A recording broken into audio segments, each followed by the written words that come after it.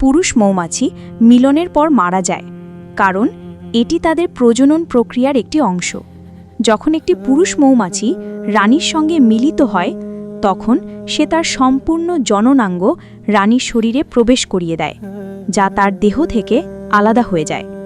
এর ফলে প্রচণ্ড শারীরিক আঘাতের কারণেই সে সঙ্গে সঙ্গে মারা যায়। এটি প্রকৃতির একটি স্বাভাবিক প্রক্রিয়া, যা মৌমাছির কলোনির প্রজনন এবং শক্তিশালী জিন সংরক্ষণের জন্য গুরুত্বপূর্ণ।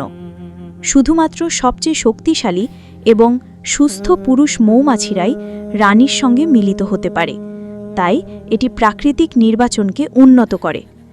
পুরুষ মৌমাছির প্রধান কাজই হল রানীর সঙ্গে মিলিত হওয়া, এবং একবার এই কাজ সম্পূর্ণ হলে তারা বেঁচে থাকার জন্য আর কোনো কার্যক্রমে ভূমিকা রাখতে পারে না।